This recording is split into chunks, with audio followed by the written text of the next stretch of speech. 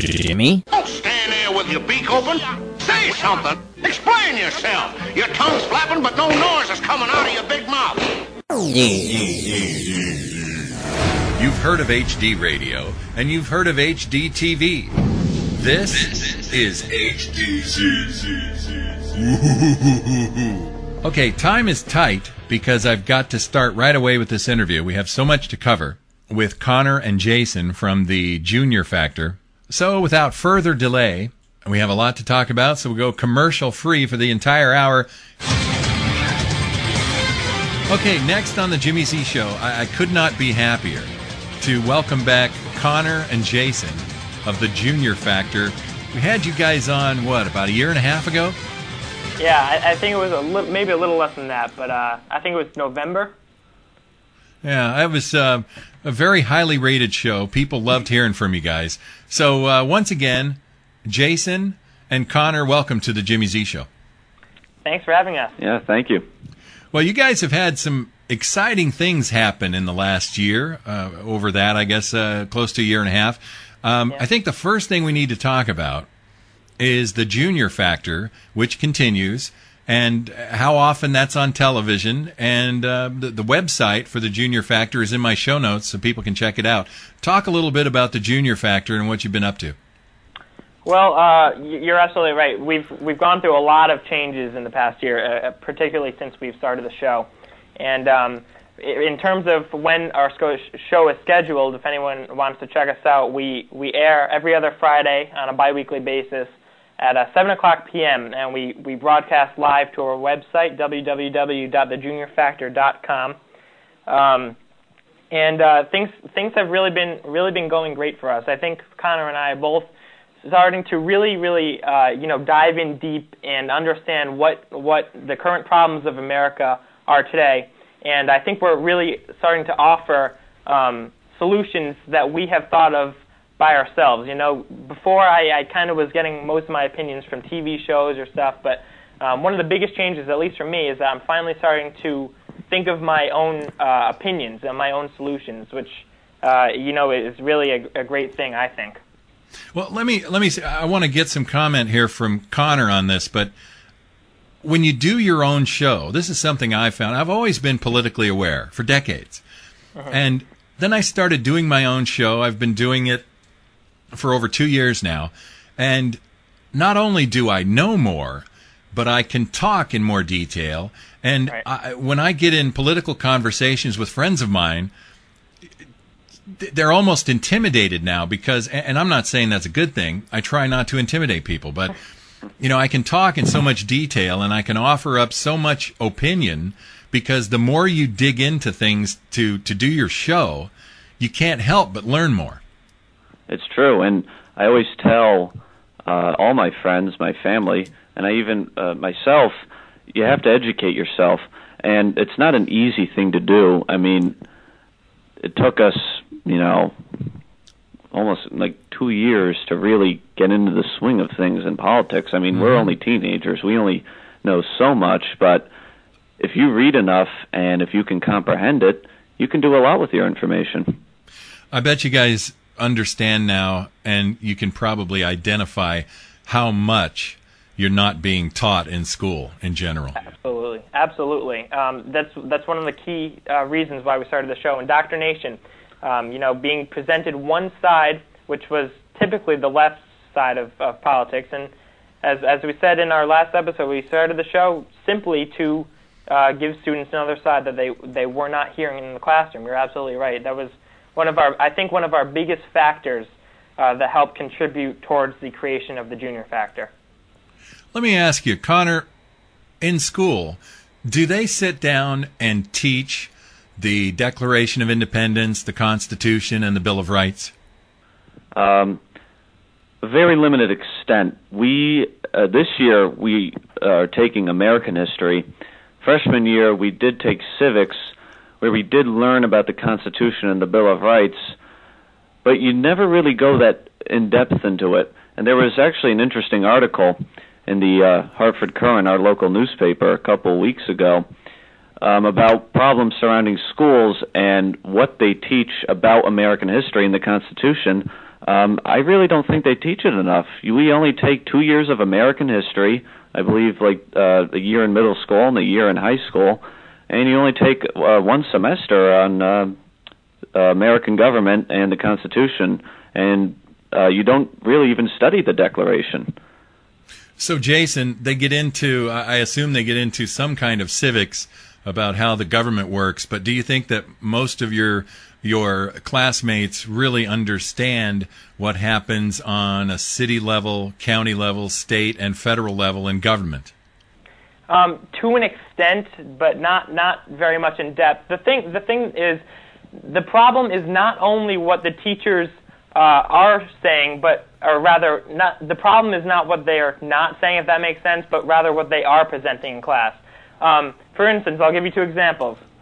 One, back in my freshman year, Connor and I were in the same class, and we walked into civics class one day, and written on the board, I kid you not, was healthcare is a universal human right, which is completely false. Holy cow. That is a pure example of indoctrination. That's one of the main things that led us to do this show. Now, another thing is my English teacher, again, I'm not going to say any names here, but he was describing one class, if I remember correctly, how people use power to their advantage, or some kind of big power grab he was explaining. And he used Glenn Beck and Rush Limbaugh as examples of people who ultimately were power hungry. And then he proceeded to suggest that the class does not watch Glenn Beck. He literally said that in his own words. Well, tell me, is your show being watched by kids in school? Do they respond at all, or is it just kind of like, well, your friends are watching, but other than that, the other classmates really aren't that interested in the show that you're doing? Well, I'll speak and then give Connor a quick chance to reply to that too. In the beginning, we got a lot of feedback, but the majority of it was extremely negative. You know, people saw us as a joke. You know, they were making fun of us. We were pretty much, our political positions were pretty much criticized. And then it kind of started to die down a little bit. People stopped criticizing us, but they stopped watching the show altogether. They stopped really paying any attention to us. And actually, as of last summer, we finally started to get our Facebook page together. And people now, particularly these last few weeks, are really starting to comment people from our own school on things, on our Facebook page. Some of them have come up to me in my school and said that they checked out our website. So I think that they are finally starting to get more involved. And this time it's not with criticism, but they're actually starting to look at what we're doing and say, these guys are onto something.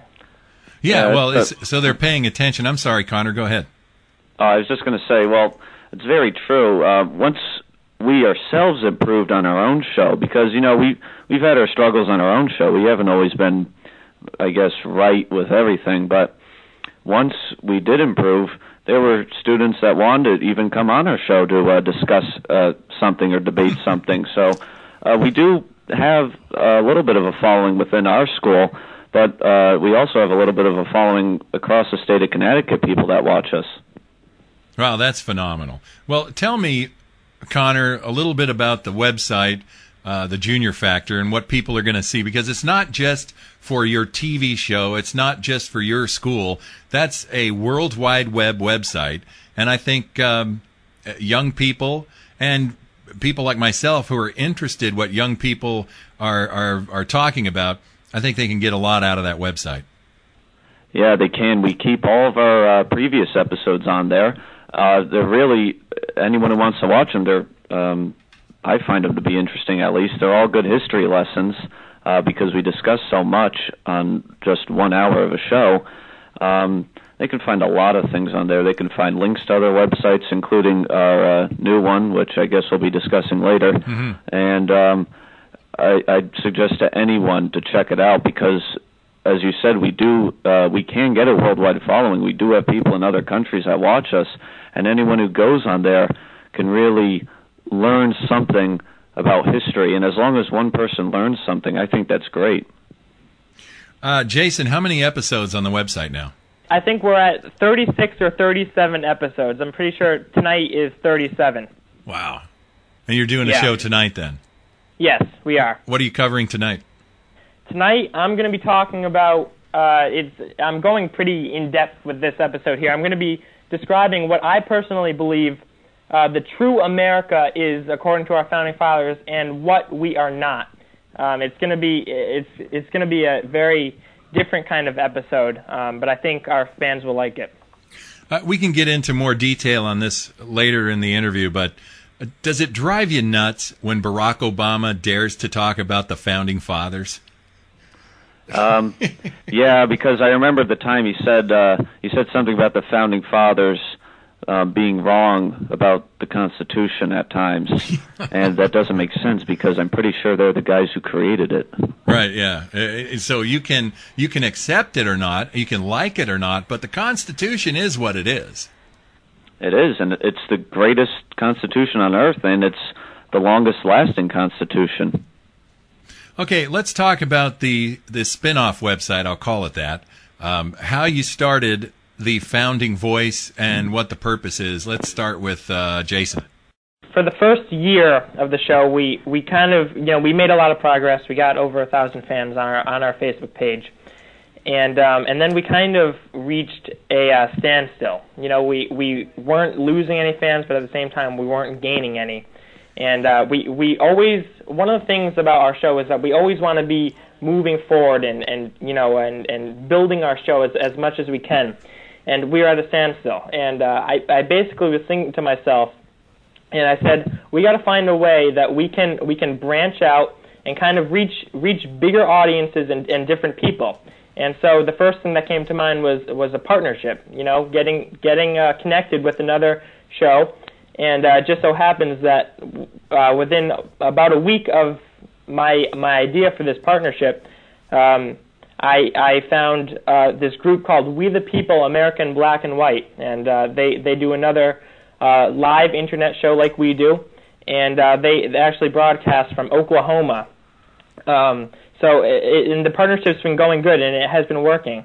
And we basically both chipped in and got a website that we called The Founding Voice, and it really is benefiting both of us because we are reaching not only audiences, we are reaching audiences of all kinds now as opposed to just youth or just adults. So it's benefiting both of our shows.